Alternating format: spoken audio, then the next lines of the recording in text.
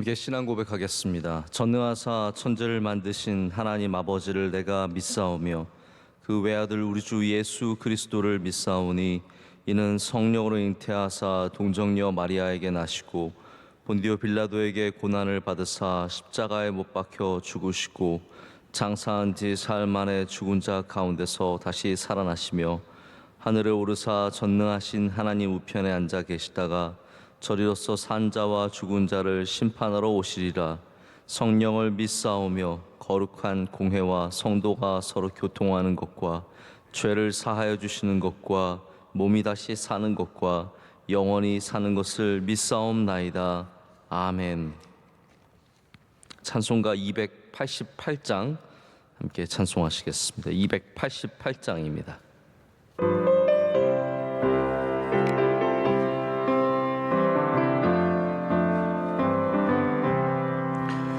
예수를 나의 구주 삼고 성령과 피로써 거듭나니 이 세상에서 내 영혼이 하늘의 영광 누리도다.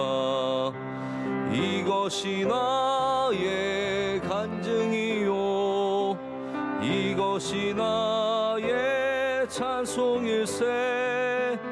나 사는 동안 끊임없이 우주를 찬송하리로다. 온전히 주께 맡긴 내 영 사랑의 음성을 듣는 중에 천사들 왕래하는 것과 하늘의 영광 보리로다. 이것이 나의 간증이요 이것이 나의 찬송일세. 나 사는 동안 끊임없이 우주를 찬송하리로다. 주 안에 기쁨 누림으로 마음의 풍랑이 잔잔하니 세상과 나는 간 곳 없고 구속한 주만 보이도다. 이것이 나의 간증이요 이것이 나의 찬송일세. 나 사는 동안 끊임없이 우주를 찬송하리로다.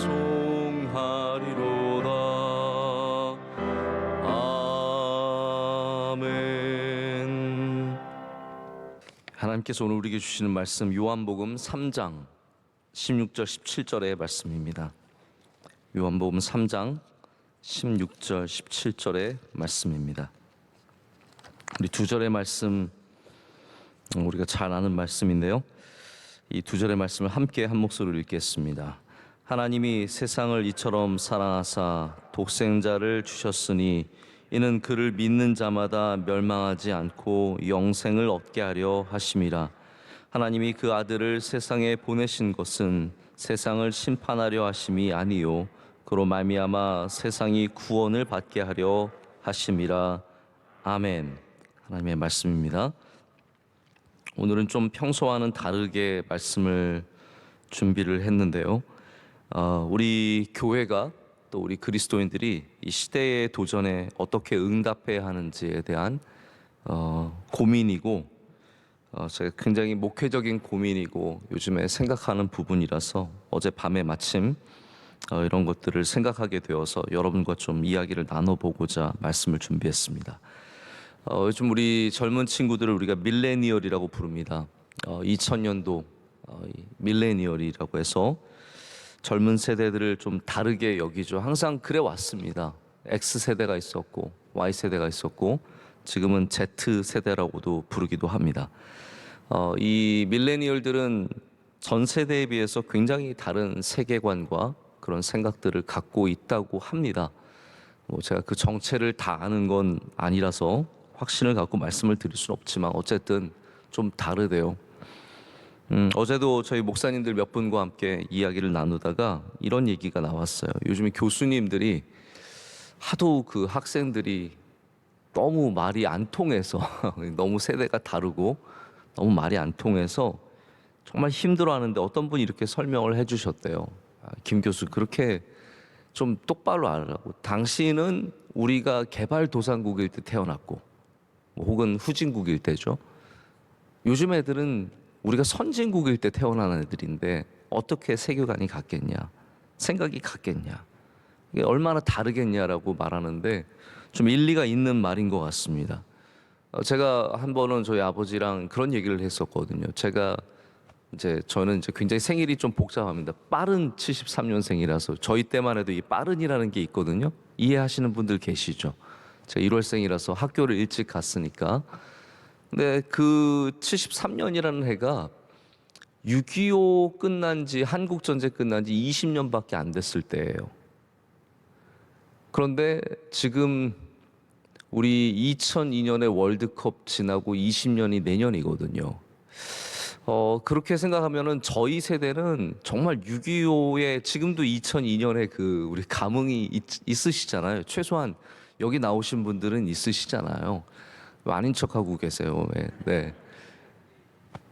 그렇다면은 20년이라는 세월이라는 게 얼마나 짧은 시간입니까? 그러나 이제 저희 세대와 또 이후의 세대들 굉장히 다른 어떤 시대적인 상황 속에서 태어났다고 해도 과언이 아니죠. 우리가 이런 수많은 정말 다른 세대들, 다른 사람들, 또 뭐 시대로서도 다를 수 있지만 여러 가지로서 우리가 다 다른 부류에 속해 있는데 많은 사람들이 unchurched, 교회를 다니지 않고 de-churched, 교회를 떠난 많은 사람들이 있습니다. 이들을 우리가 어떻게 다시 교회로 또 주님께로 인도할 것인가 굉장히 고민이 많이 되고 걱정이 많이 되기도 합니다. 제가 어제도 또 말씀을 이제 준비하면서 로마서를 그냥 한번 좀 읽고 있었어요. 근데 10장 후반부, 이스라엘의 구원을 다루고 있는 10장 후반부에 보면은 바울이 이사야를 인용하면서 이스라엘의 구원의 문제뿐만이 아니라 어떻게 하나님께서 이방인에게 주의 복음을 전하시는가에 대한 이야기를 나누면서 이사야의 이런 부분을 인용을 합니다. 제가 그냥 읽어드릴게요. 내가 나를 찾지 아니한 자들에게 찾은 바 되고 내가 묻지 아니한 자들에게 나타났노라. 이게 하나님께서 이방인들에게 접근하시는 방식 중에 하나라는 거죠. 찾지 않는 자에게 찾은 바 되고 묻지 않은 자들에게 나타났노라. 이게 하나님의 크신 능력이며 은혜입니다. 할렐루야. 그러니까 이게 이방인들에게 주시는 나타나시는 또 하나님에 대한 말씀이기도 하지만 제가 이 부분을 읽으면서 그렇다면 우리가 복음을 다 전해서 복음이 다 전파되는 것이 아니라 어쩌면 우리가 보기에는 저 밀레니얼들은 이제 뭐 5%, 3% 교회 다니면서 우리가 어떻게 할 수 있는 게 없겠구나라고 하는 그들에게도 하나님께서 친히 스스로 역사하실 수 있으시겠구나 라는 그런 생각을 잠깐 해보게 되었습니다. 여기에 대해서 조금 더 말씀을 붙여서 말씀드리자면 제가 여러 소스에서 다른 분들이 이 이야기를 반복하는 걸 제가 보면서 제가 이 이야기에 굉장히 신빙성이 있다는 생각을 했어요. 한 사람이 주장하는 게 아니라 제가 여러분들의 이 중동에서 사역하는 여러분들의 이야기를 통해서 이 이야기를 듣게 되었는데 어떤 이야기냐면요. 무슬림들에게 복음을 전하는 건 진짜 어려운 일이거든요. 뭐 전해도 뭐 잘 들어가지도 않고 또 심지어는 믿고 싶은 마음이 있어도 이 문화와 가족이라는 혈연 관계 때문에 이거를 굉장히 어렵게 생각을 합니다. 이게 떨쳐버릴 수 없으니까. 근데 하나님께서 어떻게 무슬림 가운데 역사하시는 일들이 있냐면요. 공통된 여러 증언들이 있어요. 꿈에 나타나시는 거예요. 그래서 무슬림들이 예수님을 반복해서 꿈꾸는 사람들이 있어요. 그로 인해서 이것 때문에 찾아오는 사람들이 있다는 거예요. 나 자꾸 예수님이 꿈에 나타나서 몇 번을 계속 반복해서 나타나서 부르셔서 도저히 안 되겠다는 거죠. 여러분, 하나님은 일하시는 방식이 많습니다. 그리고 지금도 묻지 아니한 자들에게 나타난 바 되시고 찾지 않은 사람에게도 찾은 바 되시는 하나님이시기 때문에 우리가 교회에 관심이 없는 사람들이 많다고 해서 소망을 버릴 필요가 절대로 없습니다. 하나님께서 이 세상을 사랑하시기 때문에, 우리를 사랑하시기 때문에 반드시 우리에게 구원의 역사를 베풀어 주실 줄로 믿습니다.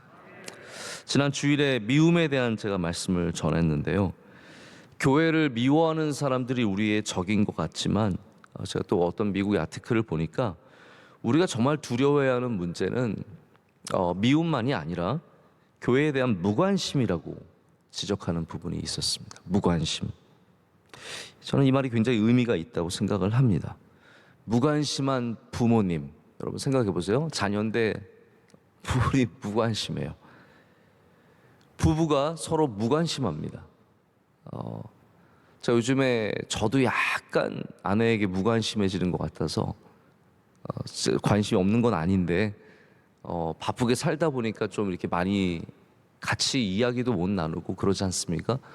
제가 한 번은 저희 아내가 머리를 이렇게 바꿨는데 빨리 그거를 얘기를 못 했어요. 그 타이밍이 있거든요. 네, 그 시간대를 지나면 모든 효력을 잃어버립니다. 그래서 제가 어제는 저희 아내가 오랜만에 이제 뿌리 그 흰머리가 요즘에 좀 생겨서 염색을 했길래 제가 예쁘다, 잘했다. 부부가 관심 있어야 되고 표현할 줄 알아야 합니다. 할렐루야. 이게 부부는 항상 잘해야 됩니다. 그런 면들을. 근데 그게 뭐 관계뿐만 아니라 우리 교회 안에서 목사가 목회에 무관심한다든지 또 교인들이 교회에 무관심하다든지 이게 다 문제가 있는 거지 않겠습니까? 근데 이 시대적인 도전 중에 하나가 이 세대도 그렇고 많은 사람들이 무관심합니다. 남들의 아픔에 대해서 무관심하고 어려움에 대해서 무관심하고 그냥 내가 좋아하는 일 하면서 살면 되는 그런 시대를 살아가고 있습니다. 교회에 대해서 너무 모릅니다. 무관심하기 때문에 모르는 거거든요. 예전에는 그냥 사탕 먹으려고 해도 교회 한 번씩 와본 적이 있어요. 크리스마스에 친구 따라서 또 교회에서 공연 같은 거 옛날에는 그 문학의 밤 따란 따란 하면 나와서 안녕하세요. 그거 많이 했거든요. 거기 많이 왔거든요. 지금은 교회에 아예 무관심하기 때문에 와본 애들이 없는 거예요. 근데 그것이 어떻게 됩니까? 교회를 향한 더 많은 오해를 만들어내게 되죠. 무관심하면 아예 아무 생각 없을 것 같지만 오해하는 또한 계기가 되기도 합니다. 자, 보십시오. 교회가 필요 없는 세상으로 변해가고 있습니다. 한국 이민사회, 어느 나라를 가도 마찬가지인데 이민사회에서 한국 교회가 절대적인 자리를 차지하는 이유는 그래도 거기에 한국 사람들이 모이기 때문이에요. 교회가 이민사회에 꼭 필요한 기관입니다. 여기에 모여서 정보를 나누고 사람들끼리 이야기를 하고 그리고 여기에 모여서 좋은 관계들이 맺어지기 때문이죠. 그래서 교회는 여전히 이민사회 중요한 사회인데 한국에서는 급속도로 교회는 중요한 장소가 아니라 그냥 특정한 사람들을 위한 장소로 변해가고 있습니다. 많은 사람들에게 교회는 별로 필요 없는 장소라는 거죠. 없어도 살아가는데 아무 지장이 안 돼요. 그러니까 교회가 있는 게 불편하고 차량들이 오고 가는 게 불편한 겁니다. 저는 교회 없으면 못 살 것 같거든요.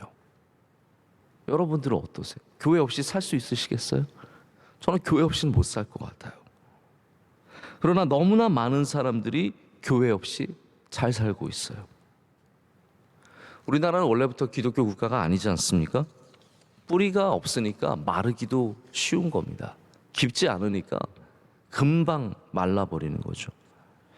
자, 오늘 말씀의 이제 방향을 좀 아시겠죠? 제가 여러분에게 오늘 특별히 무슨 잔잔한 은혜를 나누기보다는 그냥 저의 고민을 좀 말씀을 드리는 겁니다. 80년대, 90년대까지도 예수님 믿으면 복 받는다라는 외침이 마음에 다가왔습니다. 왜냐하면 너무 어려운 사람들이 많았고 모든 것을 갖추지 못한 사회였기 때문입니다. 하지만 아까도 말씀드렸지만 지금 세대는 부유하게 컸어요. 부유하다는 게 뭐 부자처럼 컸다는 말이 아니라 부족함 없이 컸다라는 말입니다. 최소한 우리 세대보다는 전 세대보다는 부유하게 컸거든요. 무엇이 필요해서 교회를 찾는 시대가 아니라는 겁니다. 예전에는 교회에 오면 얻을 게 있었는데 지금은 그것조차 없다라는 거죠. 저는 사실 신앙이 하나님께 복 받는다는 그 사실을 분명하게 믿습니다. 할렐루야. 여러분, 우리가 예수님을 믿는 것은 우리에게 복이 됩니다. 그건 변치 않는 사실입니다. 그래서 저는 지금도 병을 위해서 기도하고 임신을 위해서 기도하고 삶의 문제들을 놓고 기도하면서 하나님께 복을 빕니다. 그것이 신앙의 중요한 요소이기 때문입니다. 예수님께서도 우리 아버지 되신 하나님께 구하는 것이 중요한 기도라는 것을 우리에게 가르쳐 주셨습니다. 그래서 복을 구하는 것은 성경적인 기도예요.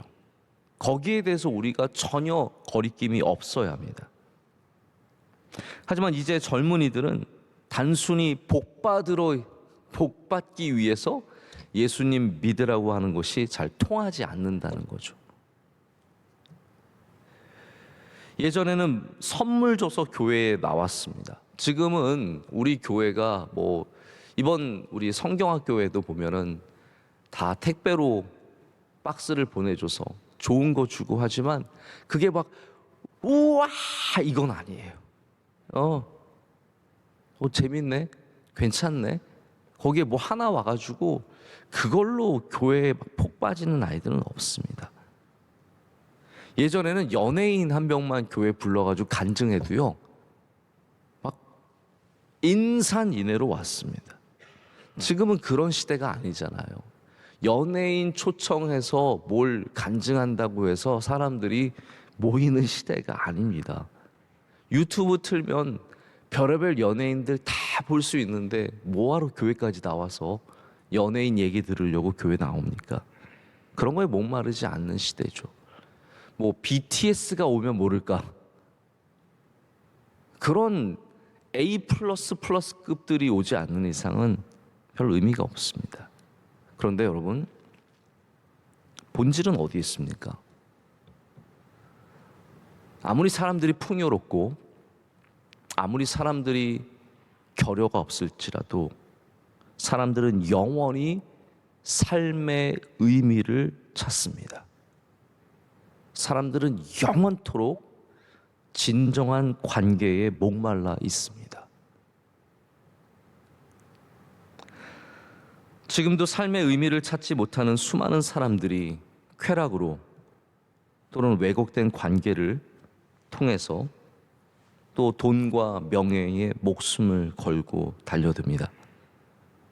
하지만 우리 그리스도인들은 삶의 진정한 의미라는 것이 그냥 내 꿈을 이루는 것이 아니라 그냥 내 꿈 이루면 나는 삶의 의미가 있다. 그게 아니라 나를 사랑하셔서 독생자 아들을 보내셔서 구원하신 그 하나님 안에서 찾아지게 되며 할렐루야 또 만나게 된다는 것을 알고 있지 않습니까? 그래서 우리가 복 받는 거 맞아요. 그러나 복 받으러 교회에 나오는 그것을 넘어서 진정 예수님을 만나면 삶의 의미가 있다는 것을 이 시대에 분명히 전할 필요가 있습니다.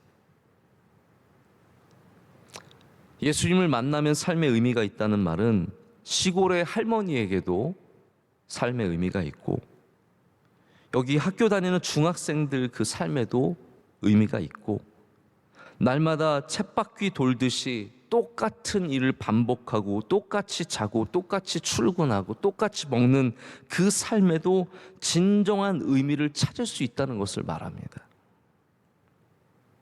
세상에 좋은 것을 다 가져도 무엇을 위해 사는지 모르는 사람들이 태반입니다.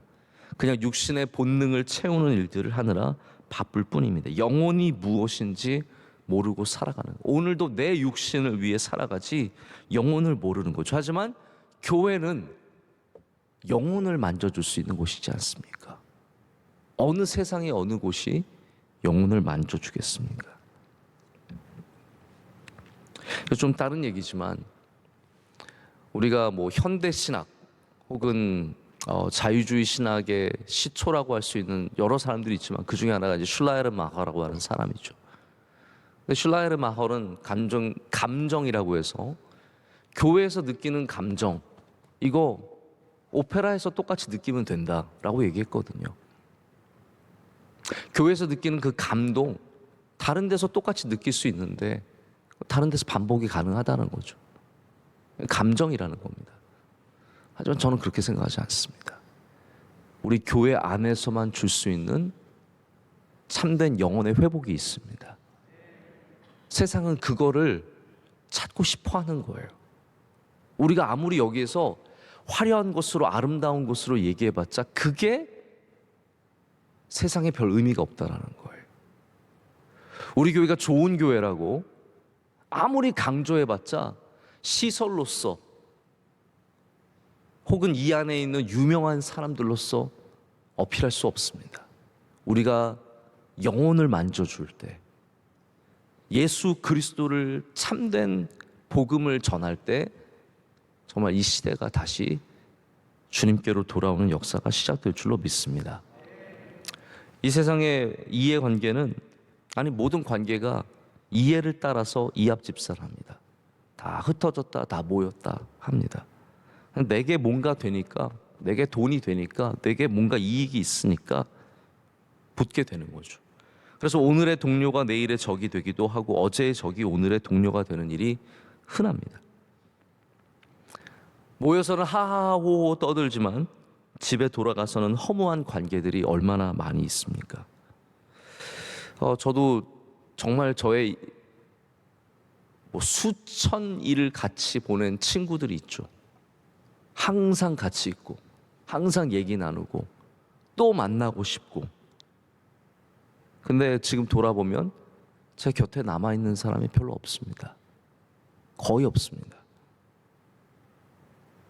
어려울 때 위로해 주는 사람 별로 없습니다.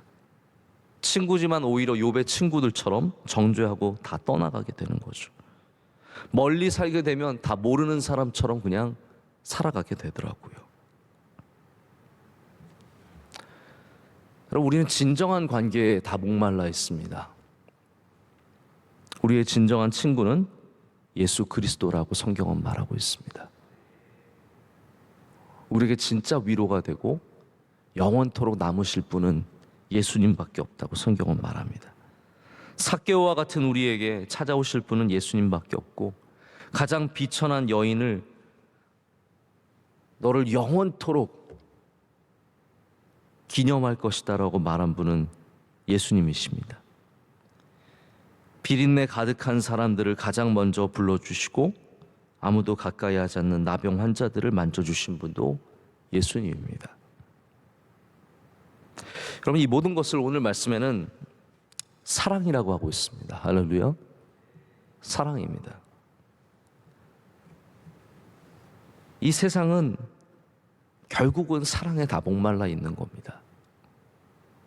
진정한 사랑을 찾지도 못하고 진정한 사랑이 무엇인지도 모르죠.